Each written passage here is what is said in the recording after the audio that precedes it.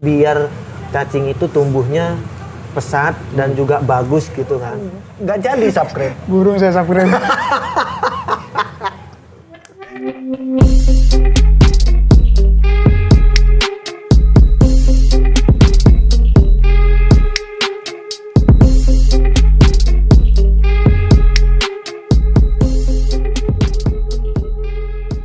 ITN. Kuliah saya di ITN Malang, Karanglo, Institut Teknologi Nasional. Setelah itu saya nggak langsung pulang ke Lumajang, saya cari-cari usaha itu apa usaha kedepannya itu yang baik tuh kayak gitu kan. Iya, terus. Saya di situ ada penetas telur. Penetas telur. Setelah itu masa-masa kuliah apa sudah keluar? Kalau udah kelar. Udah kelar ya. Udah wisuda juga. Untuk jurusannya yang diambil di situ? Saya sarjana teknik informatika, telekomunikasi. Terus. Saya sarjana teknik telekomunikasi gitu. Alumni 2017 kemarin.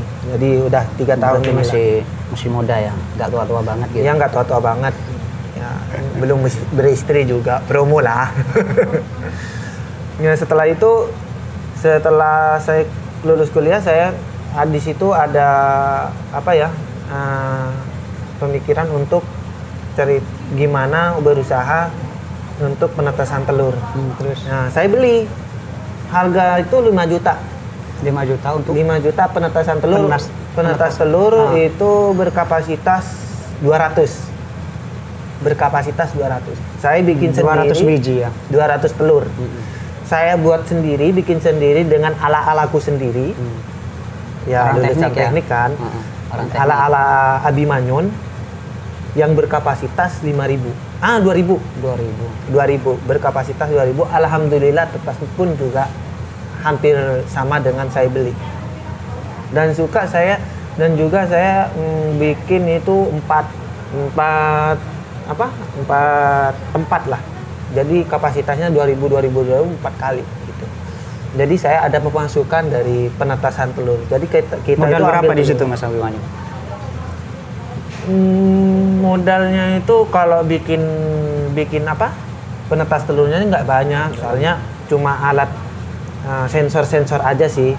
Terus juga tempat lampu dan dopnya, triplek, kayu itu doang. Jadi terus kurang lebih 400 lah, 400.000. Udah bisa kecil ya, bisa bikin ini. Enggak, satu tempat itu 400. Terus untuk mengambil telurnya itu dari mana? Telur itu ada ini sendiri, jangan cuma beli telur di toko-toko. Terus kita tetasin itu nggak bakalan jadi, karena apa? Di dalam telur itu nggak ada bibitnya. Ada telur khusus berarti ya? Ada telur khusus, karena di telur situ ada yang telur bibit, istilahnya yang ada benihnya di dalam telur itu. Jadi bukan telur lehor lah istilahnya ya. Itu. Kita udah ada perjanjian lah sama kayak PT lah kayak gitu. Kita ngambil telur dan juga mau dijual di situ juga. Pengambilan telur itu terus setelah menetas itu dikembalikan atau dijual ke tempat itu sendiri gitu. Gitu. Terus setelah itu saya berkembang lagi karena di situ kan udah ada karyawan. Tunggu Mas Abimanyu. Dari awal di situ ya, itu berapa bulan untuk menetasnya itu berapa hari? 21 hari. 21 hari. 21 hari. Full itu sampai 23. Full. Udah. Kalau selebihnya itu udah istilahnya rusak. Gitu. Itu kita harus jaga sehari 3 kali. Sehari 3 kali maksudnya itu dalam pagi kita harus memutar, siang muter, sore muter, kalau bisa malam juga muter. Biar panasnya itu rata. Gitu. Karena kita makainya yang manual, nggak otomatis. Yang kita yang beli awal emang otomatis, tapi sama aja sih hasilnya juga sama. Kayak gitu. Untuk tempatnya di situ tempat-tempat khusus ya. Soalnya kan di situ juga untuk suhunya itu juga dipertimbangkan kan. Ini makanya itu kita main sensor. Kalau suhu kepanasan, sensor itu otomatis mematikan lampu seketika gitu. Kalau dinginnya dapat agak kedinginan, lampu otomatis hidup sendiri gitu. Jadi temperatur suhu untuk memanasin telur itu udah apa ya? Udah ada gitu. Begitu. Setelah itu saya udah telur, saya berkembang lagi untuk usaha lagi karena itu udah ada karyawan kan. Jadi saya itu sebenarnya orangnya itu saya nggak nggak sering nongkrong, nggak sering diem di rumah gitu. Pengen apa yang kerja di karyawan, jiwa-jiwa apa yang bisnis ya. Emang harus kayak gitu karena saya itu mikirnya yang masa depan, masa yang akan datang kayak gitu. Karena saya mencerminkan ke orang-orang yang punya istri tapi ujung-ujungnya nggak ada biaya pemasukan untuk nanti mau anaknya di sekolah atau kita mau beli apa. Berarti gitu. di situ setelah telur ada ide atau inisiatif lagi untuk buka usaha lain selain telur. Iya, kafe. Kafe. Jadi tapi untuk telurnya setelah buka kafe itu masih tetap berjalan untuk telur. Jalan. Nah, terus tiga-tiganya jalan. Kafe jalan, sengon jalan, kos-kosan jalan, dan juga penetas telur juga jalan. Jadi waktu itu saya kalau makanya kenapa saya banyak usaha karena mereka usaha itu nggak ada yang harus selalu saya ada di situ. Iya, tidak monoton di situ. Di situ. Kayak contoh nih, kayak sengon, Mbak itu tadi. Kita nggak harus setiap hari, cuma 1 bulan sekali untuk membersihin dan juga mempupuin.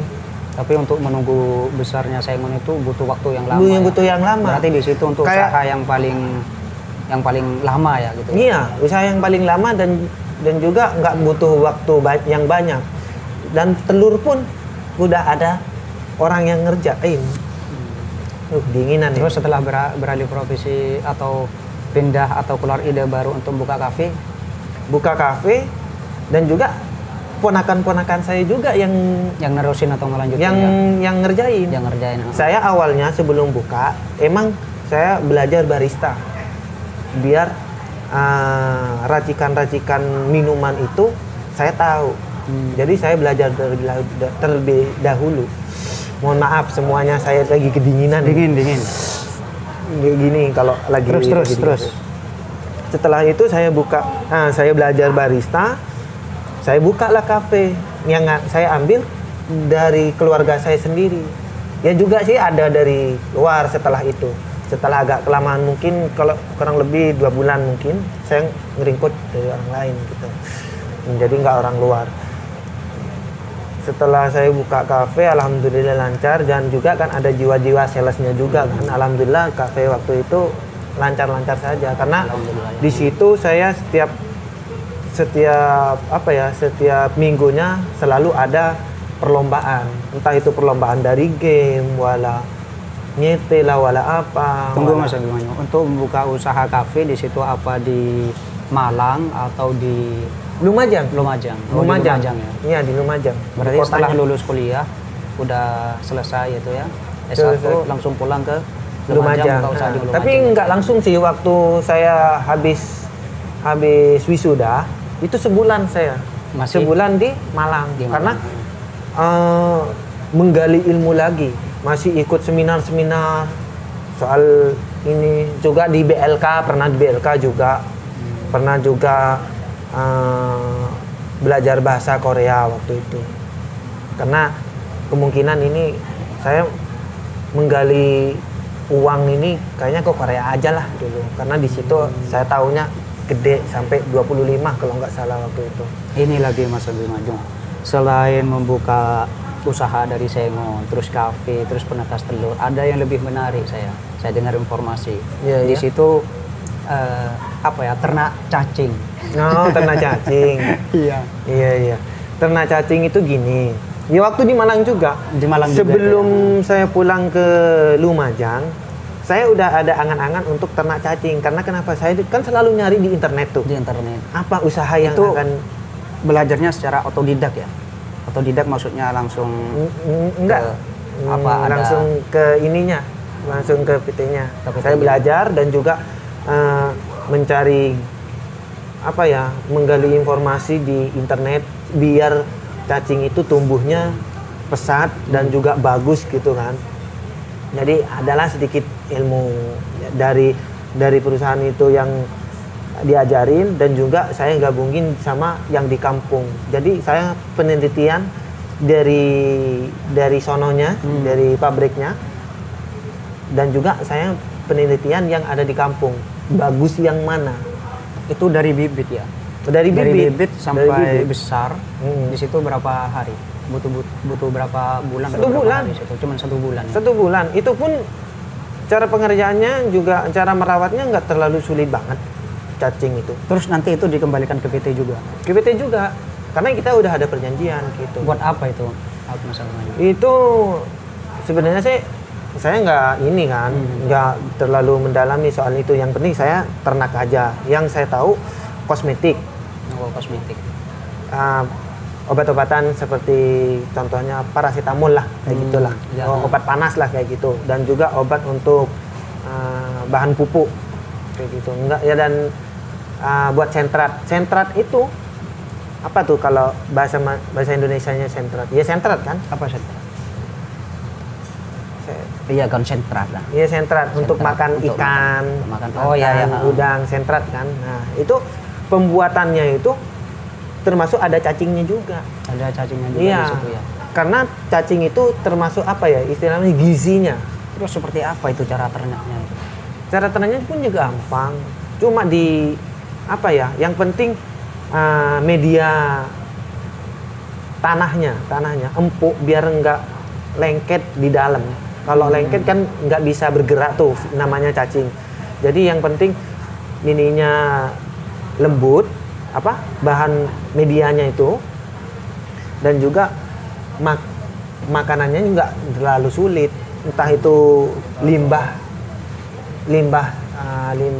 apa tuh namanya, limbah pasar aja.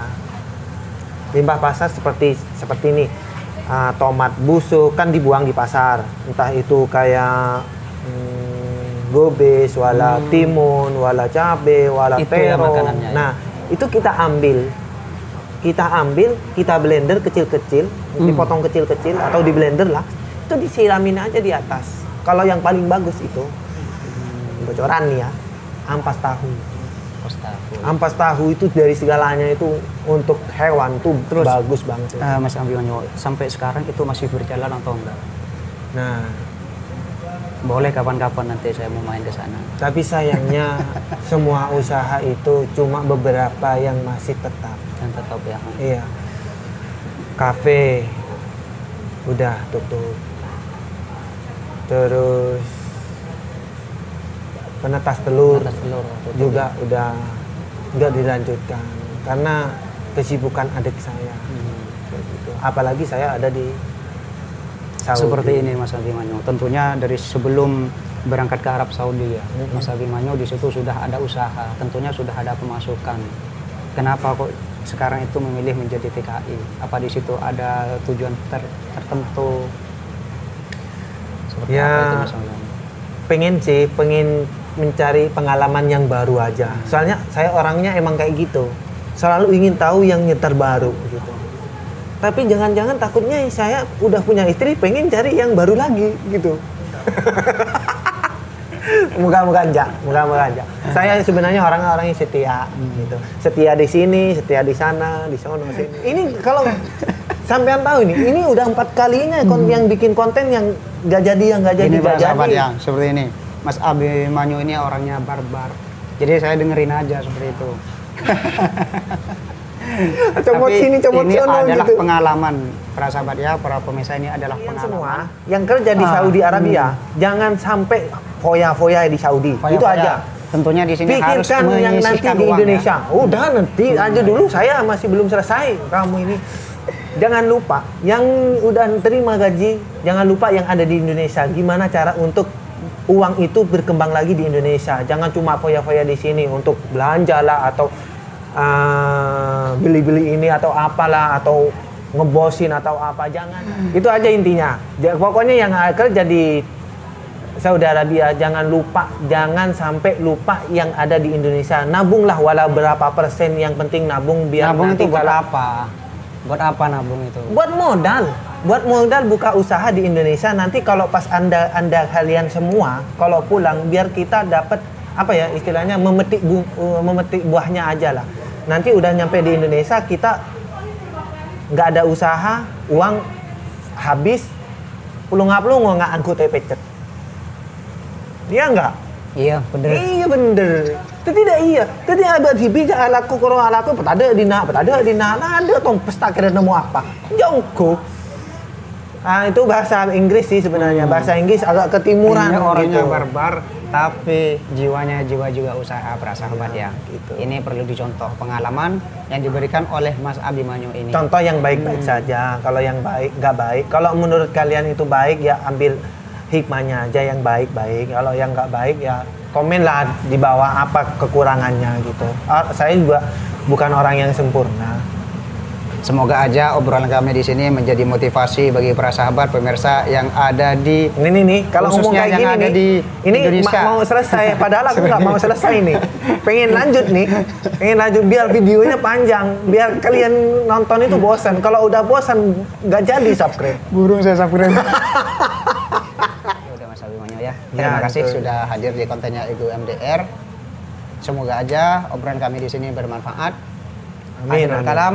Wassalamualaikum warahmatullahi wabarakatuh. Dan saya sebagai Abimanyu mungkin ada tutur kata yang kurang sopan dan tidak baik. Saya mohon maaf saya yang sebesar-besarnya karena saya hanya manusia biasa yang tidak luput dengan salah dan lupa. Salah dan dosa. Dosa ya pasti gitu. Mohon maaf yang sebesar-besarnya. Wa akhir kalam. Wassalamualaikum warahmatullahi wabarakatuh.